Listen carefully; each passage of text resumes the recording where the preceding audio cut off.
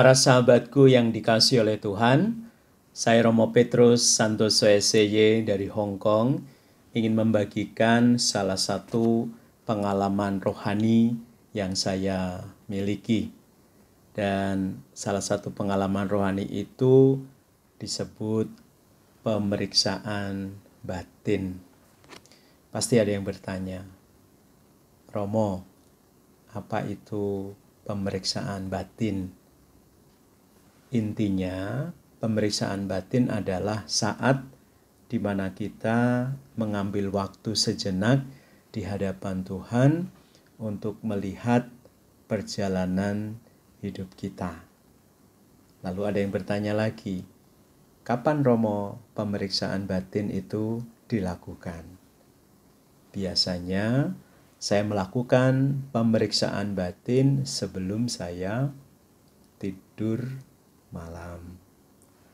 Biasanya saya ambil waktu sejenak untuk melakukan yang namanya pemeriksaan batin.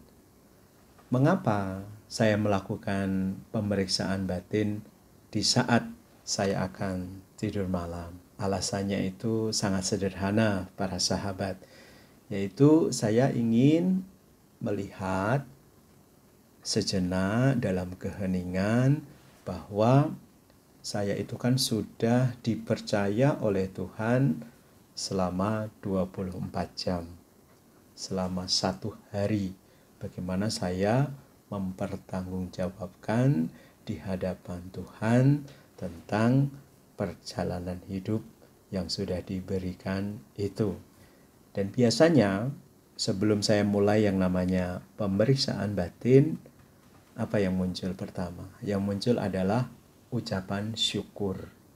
Ucapan syukur karena saya sudah diberi kehidupan oleh Tuhan selama 24 jam, selama 1 hari, dan kemudian saya minta kepada Tuhan lagi supaya berikutnya saya diizinkan untuk melewati hari yang berikutnya dan seterusnya. Kemudian pasti ada yang bertanya lagi, Romo, apa yang kita lakukan, poin-poinnya ketika kita melakukan yang namanya pemeriksaan batin? Para sahabat, saya ingin membagikan yang sederhana saja. Biasanya ketika saya melakukan yang namanya pemeriksaan batin ada 3 poin yang selalu saya ulang.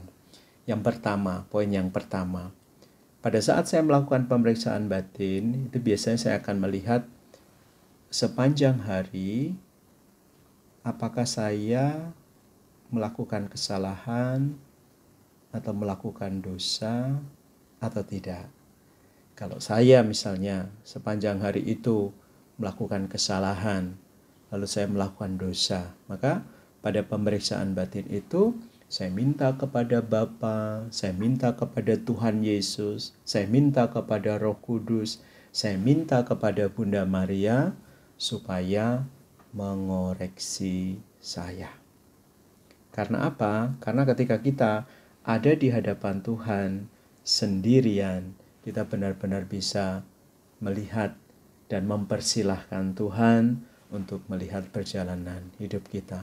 Tidak usah malu, tidak usah takut, tidak usah ragu, tidak usah bimbang, tidak usah cemas. Biarlah Tuhan yang melihat kita. Dan kalau memang kita memiliki kesalahan, kita memiliki dosa, kita minta kepada Bapa, minta kepada Tuhan Yesus, minta kepada Roh Kudus, minta kepada Bunda Maria supaya mengoreksi hidup kita.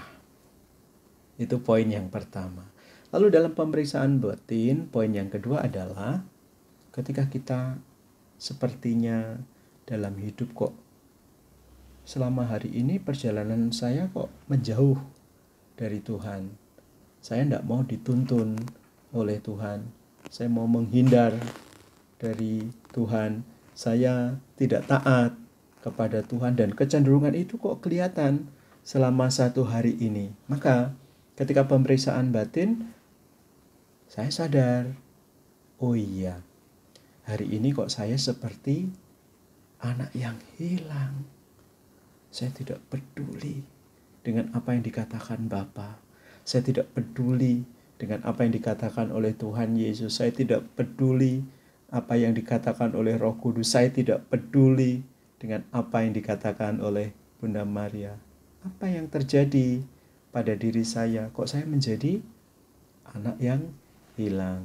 Maka ketika kita sadar, saya sadar, kok saya hari ini menjadi anak yang hilang, maka apa yang saya lakukan?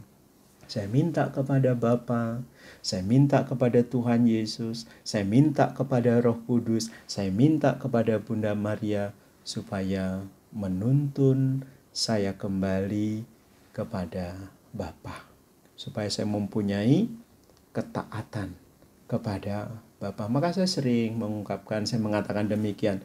Saya minta dalam doa saya supaya saya mempunyai hati dan telinga seorang murid. Karena ketika posisi saya menjadi seorang murid, benar-benar di situ dituntut yang namanya ketaatan. Dan ketika kita taat kepada Bapa, sama seperti Tuhan Yesus taat kepada Bapa, maka kita tidak hanya disebut sebagai murid, tetapi kita benar-benar dirangkul oleh Tuhan dan kita disayang oleh Tuhan. Itu poin yang kedua.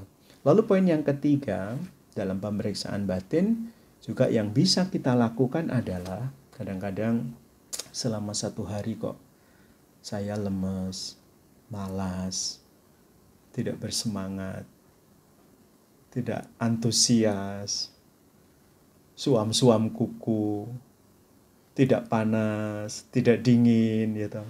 Dan kecenderungannya adalah kok saya sepertinya mau menyerah, tidak punya tenaga, tidak punya energi, tidak punya desire.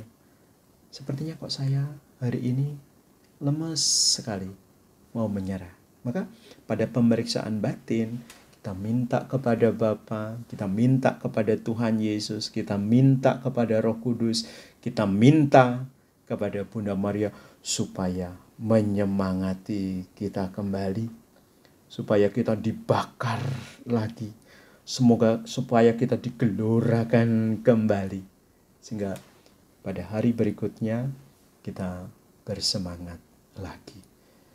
Itu para sahabatku yang dicintai oleh Tuhan, proses saat dimana saya melakukan pemeriksaan batin. Silahkan para sahabat mengembangkan sendiri poin-poin di dalam pemeriksaan batin. Saya ulang supaya jelas dan bisa diikuti.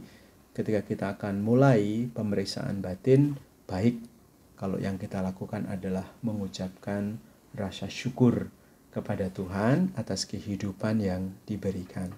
Kemudian kita masuk dalam poin-poin pemeriksaan batin secara singkat. Yang pertama, kalau jalan kita salah, kita minta kepada Tuhan supaya mengoreksi kita. Kalau yang kedua, poin yang kedua, kalau misalnya kita merasa kok saya seperti anak yang hilang, maka kita minta kepada Tuhan supaya Dia menuntun kita kembali. Dan yang poin ketiga, ketika kita merasa lemes, malas, tidak bersemangat, kecenderungannya adalah mau menyerah, mintalah kepada Tuhan pada pemeriksaan batin itu supaya Tuhan membakar lagi, menyemangati kita lagi, supaya bisa menjalani hidup ini dengan penuh semangat. Begitu saja para sahabatku yang dicintai oleh Tuhan.